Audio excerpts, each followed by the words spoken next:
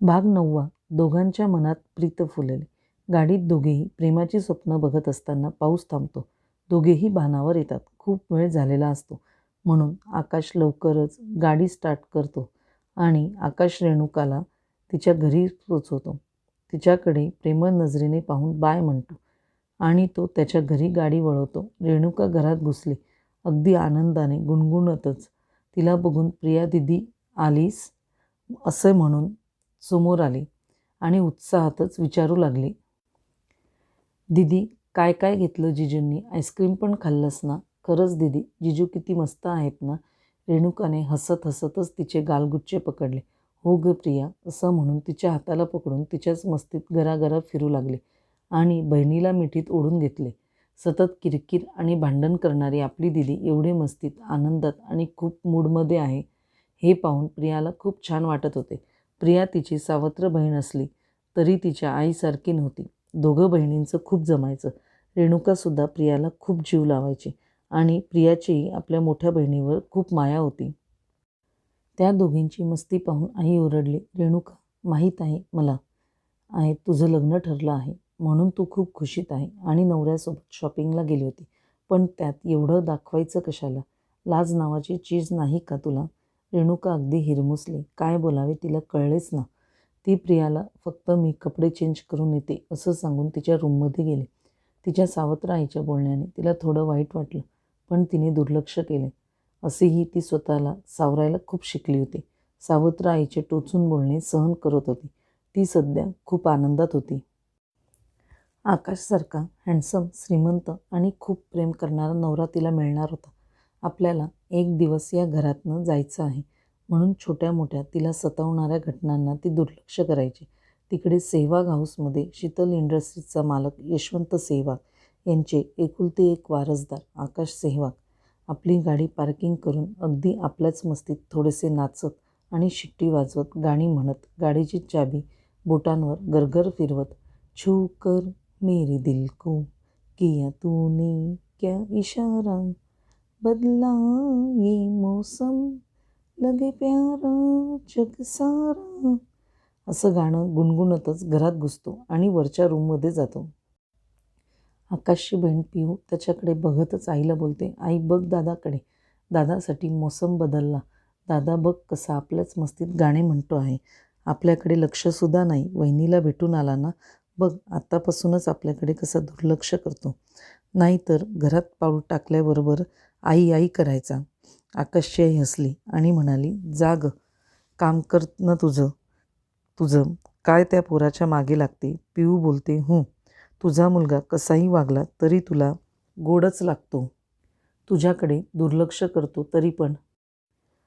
तेवढ्यात आकाश कपडे बदलून खाली येतो आणि पिऊचं बोलणं ऐकतो. काय ग झिपरी, काय आईचे कान भरते आहेस माझ्या विरुद्ध, तो तिला बोलतो. तेवढ्यात पिऊ रडण्याचे नाटक करून, आई बघ ना कसा बोलतो आहे हा दादा. आई तिच्यावर ओरडते आणि सांगते, अगं तू स्वतःहून का नाव घेतेस त्याचे. तो तिला अंगठा खाली करून दाखवतो आणि चिडवतो. ती पण त्याला जीभ दाखवत चिडवत सांगते, थांब वहिनीला येऊ दे, तुझ्या विरुद्ध तिचेच कान भरेन, मग बघते तुझी मज्जा. वहिनीचं नाव काढताच त्याच्या चेहऱ्यावर गोड स्माईल येते. तो तिच्या डोक्यावर टपली मारून शिट्टी वाजवतच किचनमध्ये जातो आणि आईच्या गळ्यात हात टाकून लाडाने म्हणतो, आई भूक लागली, काय बनवलं आहेस आज? आईसुद्धा त्याच्या गालावर हळूच थाप मारून म्हणते, आज माझ्या बाळाला आईवरील प्रेम कसं काय उतू आलं जात आहे. त्यांच्या घरातील कामवाली रखमाबाई लादी पुसत असतानाच गालातल्या गालात हसते. पिऊ विचारते, रखमा अजून तू का हसते आहेस? अव धाकल्या बाईसाहेब, मी बघते दररोज धाकल्या मालकांसनी. जेव्हा बघावं तेव्हा हातात फाईलचा गठ्ठा, फाईलीत तोंड खुपसायचं, त्या लॅपटॉप काय असतो त्याचं बटन दाबत बसायचं, सदा चेहरा गंभीर असंच रूप त्यांचं बघायला मिळायचं रोज.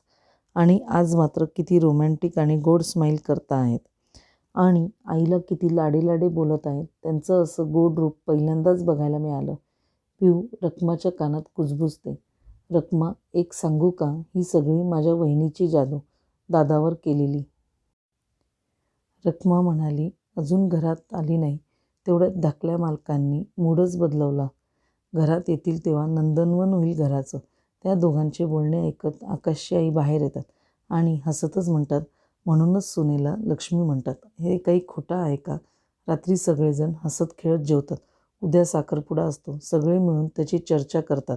आकाशची आई म्हणतात, चला लवकर झोपा, आता सकाळी लवकर उठून तयारी करावी लागेल.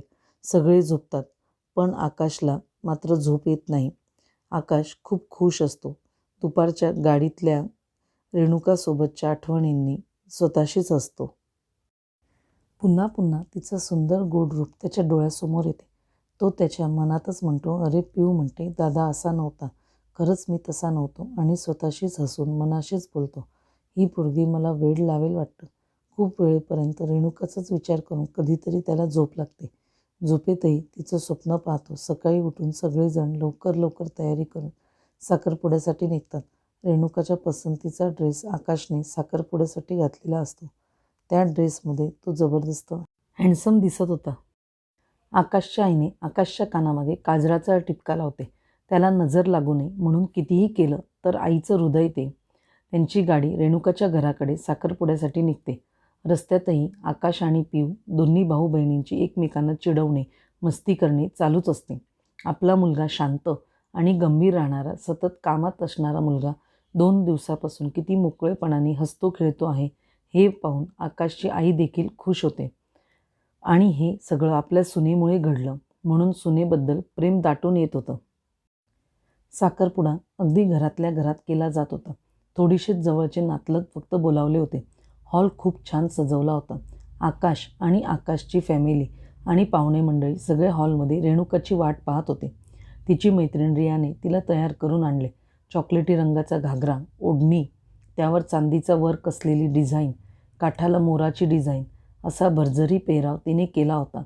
मोकळे केस सोडलेले, आजूबाजूच्या 2 बटांमध्ये घेऊन क्लिप लावलेली, वरून अबोलीचा गजरा डोक्याला लावलेला, नाकात झुपकेदार नथ, कपाळाला चंद्रकोरसारखी टिकली लावलेली.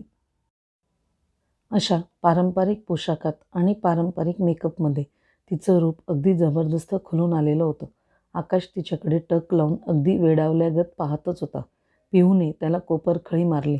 दादा इतके एकटक भान हरपले. गत पाहू नकोस, सगळे पाहत आहेत तुझ्याकडे, वहिनीला प्रथमच नाही पाहत आहेस तू. भरपूर वेळेला पाहिलं गेलं. तिच्या बोलण्याने त्यांनी मान खाली घातली.